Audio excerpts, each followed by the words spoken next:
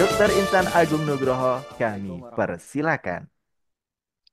Baik, jazakumullah khairan, Mas Al. Baik, kita akan share ya materi pada siang hari ini. Langsung saja kita akan membahas topik yang ini tidak akan lekang oleh waktu karena memang penyakit yang banyak diderita di masyarakat ya, yakni tentang penyakit jantung koroner. Nah, kita akan memahami, mengenal ya penyakit jantung koroner, tapi ini mengenal ya karena bukan untuk disayang. Ada istilah tak kenal maka tak sayang. Nah, ini kita cuma sekedar tak kenal ya, maka kita ta'aruf gitu ya. Tak kenal maka kita ta'aruf, bukan tak kenal maka tak sayang, bukan. Karena memang ini penyakit yang kita perlu mengenal, tapi nggak perlu disayang-sayang. Ya, karena kan nanti kalau disayang-sayang malah jadi kena penyakitnya. Jadi kita kenali, terus habis itu kalau sudah kenal dijauhi.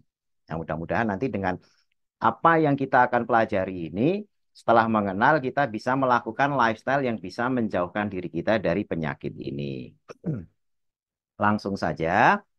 Ya, perlu dipahami bahwasanya penyakit jantung koroner itu penyakit yang mencatatkan angka kematian masih tinggi ya. Yang nomor satu itu adalah stroke, ya, di mana tingkat kematiannya di Indonesia ini masih 19,42%.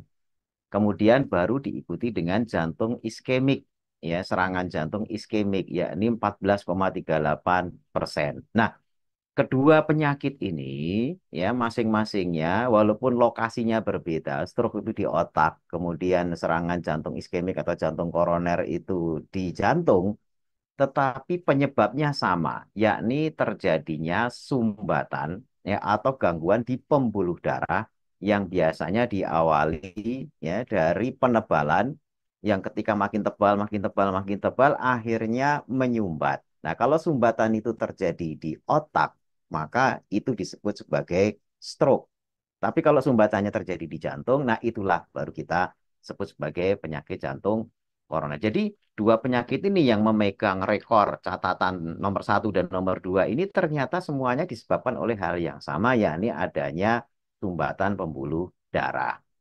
Nah, untuk mengetahui penyakit jantung koroner, di mana sih kenapa kok disebut sebagai penyakit jantung koroner? Nah, ternyata ini sebabnya. Ini ada anatomi jantung ya, di mana di anatomi jantung ini kita bisa melihat jantung pun ternyata perlu nutrisi. Yang nutrisi itu diangkut oleh pembuluh darah. Nah, pembuluh darah ini, mohon maaf saya zoom gitu ya, saya gedein. Nah, ini ada pembuluh darah yang warna merah itu arteri ya, itu membawa makanan ya, membawa makanan yang akhirnya nanti makanan tersebut akan digunakan jantung untuk menutrisi sel-selnya sehingga jantung yang kerja 24 jam siang malam bahkan kita tidur pun dia nggak akan tidur ya, kalau kita tidur jantungnya tidur ya selesai sudah gitu ya, ya meninggal orangnya. Ini jantung nggak pernah tidur, dia bekerja terus, maka nutrisi itu harus terus disuplai. Nah, melalui pembuluh darah yang namanya pembuluh darah koroner. Nih ada pembuluh darah koroner kiri, pembuluh darah koroner kanan gitu ya. Dan ini semuanya adalah memberikan suplai nutrisi. Sehingga kalau suplai nutrisi itu terganggu gara-gara pembuluh darahnya itu tersumbat, ya, maka otomatis area yang terjadi sumbatan itu akan mengalami gangguan nutrisi, gangguan suplai sesuatu yang bisa membuat selnya itu hidup. Nah, kalau suplai hidupnya ditutup, maka sel-sel itu akan mati. Nah, kematian sel itu disebut sebagai infark. Ya, kalau jantung selnya mati, kemudian akan disebut dalam istilah medisnya itu infark miokard. Ya, miokard itu otot jantung. Infark itu kematian, kematian sel ya. Jadi kematian sel di otot jantung. Nah, kalau udah mati kan nggak bisa digunakan. Nah, ini akan menyebabkan daerah yang mati sel jantungnya ini tidak berfungsi. Kalau matinya cuma sekian persen masih bisa di cover, tapi kalau matinya itu sudah banyak gitu ya. Itu ya tidak hanya jantungnya yang mati, yang punya jantung pun juga ikut nyusul. Nah, makanya ini harus dicegah gitu kan. Nah, pencegahannya bagaimana? tentu saja kita harus mengenal apa itu yang namanya aterosklerosis gitu ya. Jadi ini kita mengenal yang namanya aterosklerosis. Nah, pemahaman yang berkembang gitu kan, ada saya apa namanya sampaikan bahwasanya suplai makanan ke jantung yang melewati pembuluh darah koroner itu tersumbat gara-gara kolesterol. Ya, sehingga akhirnya total kolesterol itu disalahkan. Ya, saya katakan sekali lagi, angka total kolesterol itu selalu disalahkan. Kemudian orang akhirnya ketika sudah ada sumbatan dan sebagainya takut konsumsi minyak atau lemak. Sehingga akhirnya semuanya direbus misalnya. Atau kemudian akhirnya sama sekali menjauhi yang lemak-lemak atau minyak. Ya, kemudian makan yang selain itu. Nah, kemudian tidak paham tentang HDL, LDL, kolesterol. Jadi yang difahami hanya total kolesterol. Ya, karena total kolesterol itu kan sebenarnya terdiri dari HDL, LDL, VLDL, VHDL, dan lain sebagainya. Nah, ini tidak paham sehingga bayangannya yang namanya kolesterol itulah yang menyebabkan darah kental. Nah, nanti kita akan bahas apakah betul seperti itu. Kemudian akhirnya takut makan makanan yang mengandung kolesterol. Padahal sebenarnya kalau kita paham metabolisme, tidak sesederhana yang kita bayangkan orang kalau makan kolesterol terus akhirnya kolesterolnya naik. Nah, ini hal-hal yang perlu kita pelajari secara lebih mendalam.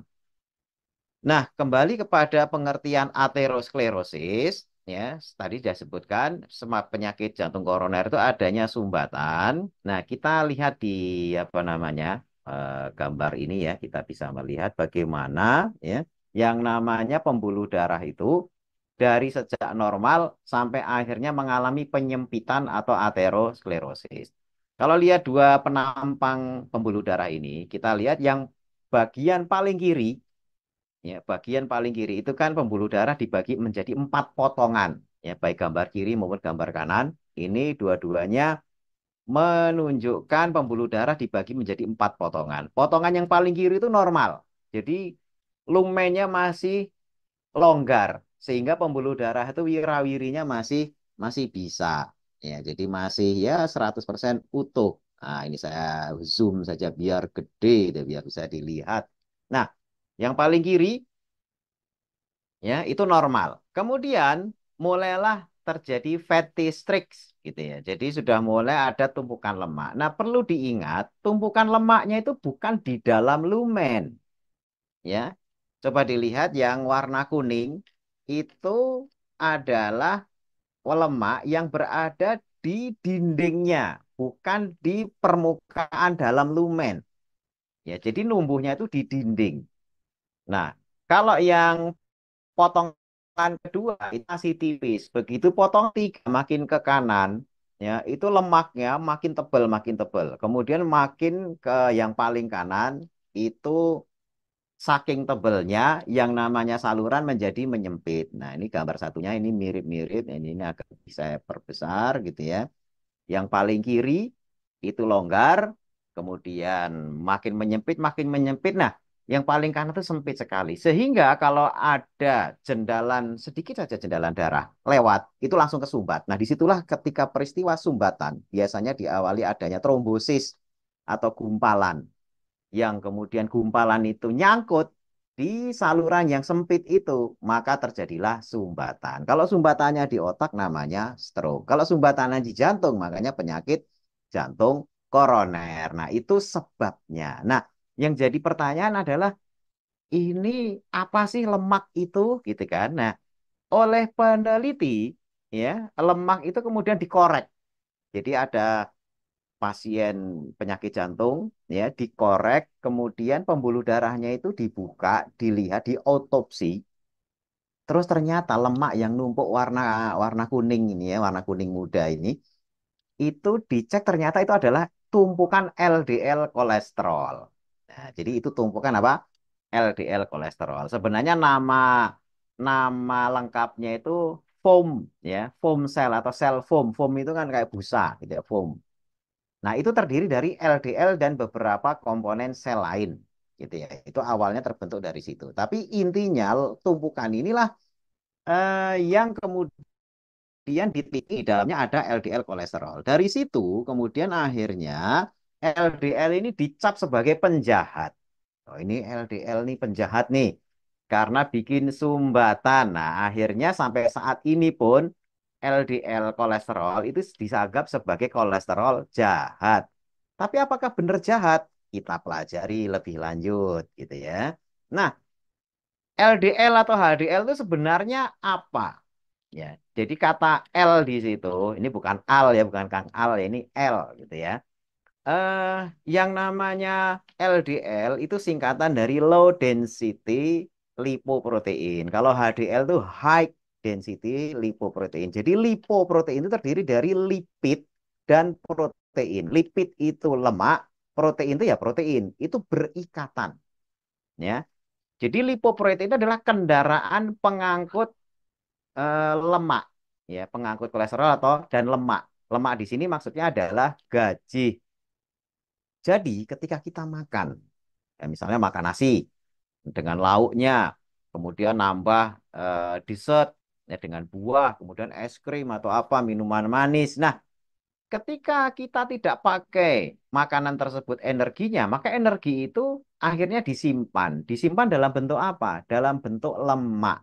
Nah, lemak itu kan perlu dikirim untuk disimpan di bawah kulit, ya. Nah, pengiriman itu karena lemak itu tidak larut air, maka dibuatlah angkutannya. Nah, angkot lemak atau angkot trigliserid itu namanya lipoprotein. Nah, gambarnya ini yang warna biru. Ini angkot warna biru yang namanya lipoprotein. Nah, trigliserid yang ada di tengah yang warna kuning sama merah itu apa warna merah ya. Trigliserid itu gaji. Karena gaji tidak larut air sehingga dia perlu dibungkus oleh LDL atau HDL kolesterol sebagai angkotnya. Kalau ngangkut dari liver untuk disimpan, maka namanya LDL kolesterol. Jadi angkutan lemak ya yang menyimpan lemak itu nama angkotnya itu adalah angkot LDL. Tapi kalau angkot yang mengambil lemak dari simpanan untuk kemudian dipecah diolah menjadi energi itu angkotnya namanya HDL. Jadi punya trayek sendiri ya. Trayek HDL, trayek L itu trayek untuk nyimpen. Tapi kalau trayek HDL itu adalah trayek untuk mengambil. Ya, jadi misalnya yang mengalami kegemukan itu usahakan lemaknya diambil biar bisa kurus. Nah, itu mesti HDL-nya tinggi karena dibutuhkan angkot-angkot yang mengambil HDL dari simpanannya. Mengambil apa lemak atau trigliserid dari simpanannya. Ini angkot HDL. Nah, itu fungsinya. Nah, angkot ini larut air. Makanya HDL dan LDL kolesterol, termasuk juga total kolesterol, itu semuanya larut air. Ya, jadi tidak ada misalnya total kolesterol 500, oh darahnya kental. Nggak ada ceritanya seperti itu. Ya, yang bikin kental itu justru malah trigliseridnya. Ya, jadi kalau misalnya Bapak Ibu semuanya dicek trigliseridnya tinggi, maka darahnya bisa kental karena itu lemak yang tidak dibungkus oleh kolesterol. Ya, tidak dibungkus oleh HDL atau LDL kolesterol. Artinya tidak dibungkus oleh angkot. Ya, jadi masih utuh berkeliaran dalam wujud gaji. Ya. Nah, jadi eh, kolesterol yang sehat itu melibatkan dua komponen, yakni nilai trigliserid totalnya dan HDL-nya. Ya, jadi trigliserid dibagi HDL itu harus kurang dari 3.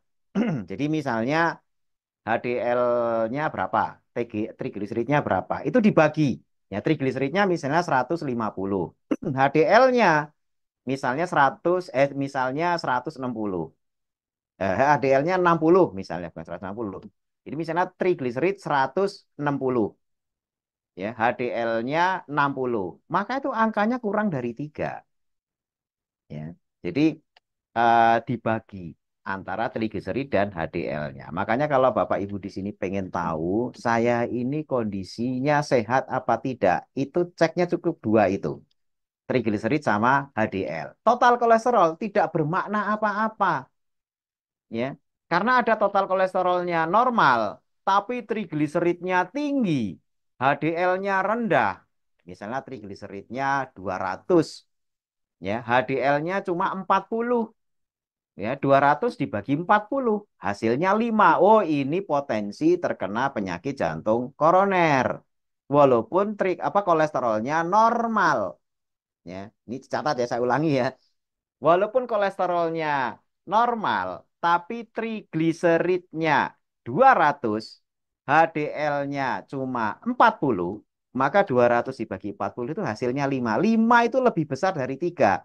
Maka potensi terkena penyakit jantung koroner menjadi lebih besar. Ini bahaya. Jadi tingkat bahaya penyakit jantung koroner itu justru terletak pada angka trigliseridnya yang tinggi dan HDL-nya yang rendah. Loh, dok, gimana kalau HDL-nya tinggi? HDL-nya tinggi malah bagus karena dia menjadi pembagi yang besar yang bisa nantinya mengecilkan rasio. Ya, trigliserid misalnya 150. Ya, trigliserid 150. HDL-nya berapa? Taruhlah misalnya 70. 150 dibagi 70 ya cuma 2, ya HDL-nya tinggi. Kalau HDL tinggi berarti sumbangan ke total kolesterol juga naik. Makanya total kolesterol tinggi nggak apa-apa, asalkan tingginya itu disebabkan karena sumbangan HDL yang tinggi. Nah, ini penting difahami. Jadi jangan fokus kepada total kolesterol. Bapak Ibu kalau misalnya total kolesterolnya taruhlah maaf, 300. Jangan takut dulu. Dilihat trigliseridnya berapa, HDL-nya berapa. Selama komposisi trigliserid dibagi HDL itu bagus, kurang dari 3, tenang. Itu tidak terlalu banyak risiko untuk menderita penyakit jantung koroner. Nah, ini makanya fokusnya ke trigliserid dan HDL. Berikutnya. Nah, sebab terjadinya aterosklerosis itu gimana? Kok bisa akhirnya LDL itu dikatakan jahat tadi itu di awal ya? Sebenarnya gini, aterosklerosis itu terjadinya diawali dari cedera. Pembuluh darah itu cedera. Ya, kemarin yang barangkali yang ikut webinar di apa namanya Peduli Palestina ya pernah menyaksikan bagaimana yang namanya inflamasi itu eh, mirip dengan apa namanya peristiwa glucose spike atau glucose spike itu mirip dengan peristiwa inflamasi. Tapi ini benar-benar inflamasi. Inflamasi terjadi cedera di pembuluh darah. Inflamasi cedera atau apa namanya luka di pembuluh darah itu akan memanggil perban. Jadi luka dulu, baru kemudian ada perban. Nah, perban ini dipanggil. Tolong dong saya ada luka nih. Nah, akhirnya luka itu diperban. Tapi ternyata setelah diperban, dilukai lagi. Ya, atau inflamasi berulang. Akhirnya perban ditambah. Terus inflamasi lagi. Akhirnya perban ditambah lagi. Sampai akhirnya perban ini makin menebal. Nah, jadi Bapak Ibu yang saksikan di gambar di sebelah kanan itu, ya, gambar ini, ya, yang menunjukkan aterosklerosis itu sebenarnya kenapa LDL-nya numpuk di situ? LDL itulah yang sebenarnya kita sebut sebagai perban, ya. Jadi bukan salah perban kalau kemudian pembuluh darahnya jadi menebal seperti itu. Jadi menebal itu LDL datang ke situ bukan iseng. Ya, sekali lagi bukan iseng karena kolesterol tinggi akhirnya iseng numpuk di pembuluh darah bukan, ya. Allah itu menciptakan segala sesuatu tidak iseng. Ya, ma khalaqta hadza batila. Allah menciptakan LDL itu tidak secara batil. Ya, sebutan jahat itu kan sebenarnya kitanya yang jahat, tapi kita nggak mau menyebut diri kita jahat, akhirnya nyalain LDL. Ya, kita sendiri yang selalu melukai pembuluh darah kita. Nah, tapi ketika perban datang yang disalahkan perban. Ya, padahal sebenarnya yang harus disalahkan adalah karena kegiatan kita yang rajin melukai pembuluh darah kita dengan inflamasi. Nah, penyebab inflamasi itu apa? Pertama, hipertensi. Ya, hipertensi itu biasanya disebabkan stres tinggi, kurang tidur, obesitas, itu semuanya penyebab hipertensi. Ya, kemudian glucose spike. Ya, mungkin rajin puasa, tapi ketika berbuka puasa, balas dendam, langsung minum yang manis-manis, gila-gilaan. Nah, itu nanti menyebabkan lompatan gula dadakan. Itu yang disebut sebagai glucose spike. Nah, itu akan melukai pembuluh darah. Ya, kemudian gula darah tinggi, terutama yang punya diabetes. Kenapa penyakit diabetes itu akhirnya jantung kena, kemudian biasanya juga terkena stroke? Ya karena gula darah tinggi itu memicu inflamasi. Nah, inflamasi inilah yang kemudian rajin memanggil perban. Jadi LDL itu adalah rahmat Allah yang apa ya, yang didolimi, yang teraniaya. Jadi rahmat Allah yang teraniaya kenapa? Dia itu perban hanya menjalankan tugas, tapi dituduh nggak bagus. Ini kayak kemarin kita contohkan seperti polisi. Setiap kali ada kejadian pembunuhan, ada polisi di situ. Orang akhirnya lihat, loh ini pembunuhan satu, ini ada pembunuhan, ini ada polisi. Terus ada pembunuhan dua, pembunuhan tiga, pembunuhan empat. Setiap kali ada pembunuhan, selalu ada polisi. 100 pembunuhan, 100 polisi ngumpul di situ gitu ya. Nah, itu akhirnya disimpulkan, oh berarti polisi adalah penyebab pembunuhan. Nah, itu diambil kesimpulannya gara-gara kita melihat setiap kali ada pembunuhan di situ ada polisi. Akhirnya polisi menjadi tertuduh. Kemudian akhirnya orang ngamuk-ngamuk ya, kantor polisinya ditempeli stempel stiker kantor pembunuh. Nah, ini itu polisinya, waduh kasihan sekali nih. Pak polisi datang ke situ itu kan bukan melakukan pembunuhan. Pak polisi datang ke situ itu kan sedang mengusut kasus. Tapi orang yang mengambil kesimpulan inilah yang kemudian malah menuduh. Nah, LDL kolesterol sama. Ini kasih sayang Allah yang teraniaya. Dia datang ke situ. Itu kan karena dipanggil, bukan iseng datang ke situ. Dia dipanggil oleh inflamasi, nambal. Nah, si pemilik tubuh tidak berubah lifestyle-nya, ya. Jadi masih dengan segala macam makanan yang enak-enak, yang manis-manis, yang tinggi karbohidrat dan lain sebagainya, akhirnya tambah luka, hipertensi, begadang, nih, tambah luka lagi, tambah lagi, akhirnya terjadi penyumbatan. Jadi awal kesalahan adalah inflamasi, cedera di pembuluh darah. Jangan salahkan perban, gitu ya. Nah, kemudian bagaimana pencegahannya? Pencegahan inflamasi itu bisa menggunakan habatus sauda dan zaitun. Ini obat antiinflamasi paling kuat ini. Ya, bahkan Nabi pun juga menyabdakan ini obat segala macam penyakit. Kemudian dari tanah air itu ada komponen empon-empon yang kaya kurkumin. Kurkumin itu isolat. Nah, zat aktif dari apa? Tanaman empon-empon. Jadi apa saja seperti kunyit, temu putih, temulawak itu kaya kurkumin. Ini bisa dimanfaatkan untuk anti inflamasi karena kunci penyakit jantung koroner itu bagaimana menghambat inflamasi. Ya. Berikutnya andrografolit. Andrografolit juga antiinflamasi yang kuat terdapat di sambiloto. Ini memang rasanya agak lumayan ini ya pahit ya di lidah gitu. Tapi ini luar biasa. Kemudian juga asiatikosit. Ya, ini melancarkan aliran darah pertama karena kan memang ada terjadi sumbatan gitu kan kalau aterosklerosis. Kemudian juga antiinflamasi mencegah agar tidak terjadi inflamasi yang memanggil perban tadi itu.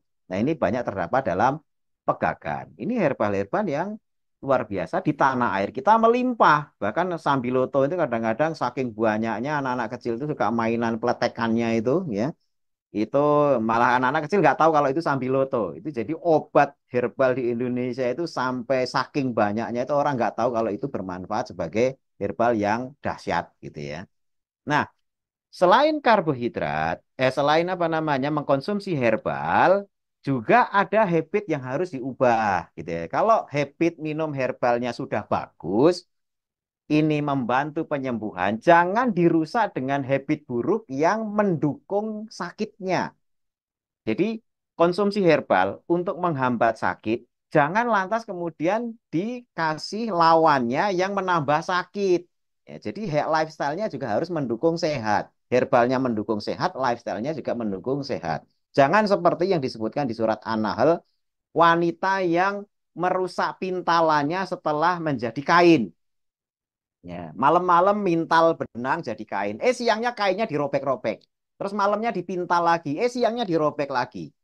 Itu orang yang rajin minum herbal, herbalnya berkhasiat, tapi kemudian dirusak dengan habit yang luar biasa merusak. Nah, makanya habitnya juga harus diperbaiki. Nah, habitnya misalnya apa? Puasa intermittent. Manfaatnya apa? Biar trigliseridnya turun. Ya, kalau trigliseridnya turun, darah nggak kental. Karena yang jadi masalah itu trigliserid. Trigliserid yang turun ketika dibagi HDL, angkanya rasionya juga akan kecil. Diusahakan kurang dari 2 bahkan. Tidak hanya kurang dari 3. Paling bagus kurang dari 1. Wah, itu udah satu bisa bebas penyakit jantung koroner. Kemudian workout. Ya, ini bisa meningkatkan HDL, workout olahraga, jalan kaki. Jangan yang berat-berat dulu, jalan kaki aja. Itu sudah bisa meningkatkan HDL. Kemudian menurunkan trigliserid. Kenapa? Trigliserid itu adalah energi yang nggak kepake. Dengan olahraga berarti trigliseridnya akan dipakai. Ini akan menambah hormon bahagia juga menjadi happy. Ya, aktivitas dijalani juga dengan senang hati. Kemudian relaksasi, ibadah, zikir, doa, healing, dan usahakan bisa melihat matahari pagi dan sore untuk mengaktifkan irama sirkadian. Ya, gelap kalau malam, terang kalau siang. Ini usahakan pagi sore itu bisa melihat sinar matahari. Kemudian kurangi asupan gula. Ya, karena ini memicu inflamasi atau karbohidrat. Ini juga akan menekan tingginya trigliserid, kemudian menekan LDL kolesterol gitu ya. Ya, kemudian juga menekan inflamasi serta mencegah glukos spike. Ya, kalaupun misalnya mau pakai karbohidrat jangan tinggi-tinggi. Jangan langsung dadakan minum es krim, kemudian nasi apa nama sepiring, kemudian diikuti buah langsung bareng. Enggak, jangan. Karena spike-nya ini akan memicu inflamasi. Kemudian juga tidurnya yang cukup. Ini akan menekan hormon kortisol. Kortisol itu kalau tinggi, stresnya tinggi. Kortisol tinggi bisa menyebabkan hipertensi. Tapi kalau kortisol rendah, hipertensi pun juga berkurang. Dan kortisol ini apa namanya mempengaruhi waktu kita 24 jam. Akan mengganggu tidur kalau terlalu tinggi. Tapi kalau tidurnya bagus, dia akan turun. Kemudian tidur cukup akan menekan nafsu makan. Ya, sehingga tidak pengen banyak makan. Kalau orang kok lapar, terus biasanya tidurnya itu nggak bagus. Dan juga tidur yang cukup akan menekan inflamasi. Nah, makanya sebagai penutup, herbal dan habit yang bagus itu akan menjadikan tubuh kita semakin hebat. Jadi herbal plus habit. Ya, jangan sampai kita herbalnya oke, sudah dapat produk berkualitas, tapi habitnya nggak oke. Nah, itu seperti membuat sebab kesembuhan, tapi sebab sakitnya juga masih dijalani. Maka kita sebab kesembuhan dari herbal dijalani, sebab penyembuhan dari habit juga dijalani, maka tubuh akan semakin hebat. Nah, demikian Mas Al dan juga Bapak Ibu semuanya presentasi dari kami. Mudah-mudahan ini bisa menjadi inspirasi yang bisa dijalankan dalam habit kehidupan sehari-hari dan bisa mendapatkan manfaat yang optimal. Nah, kalau nanti ada pertanyaan seputar herbal dan habitnya terkait dengan penyakit jantung koroner, silakan nanti kita akan jawab. Dan kalau masih ada pertanyaan yang belum terjawab, nanti kita akan tanggapi di forum tersendiri. Demikian, terima kasih. Jazakumullah khairan.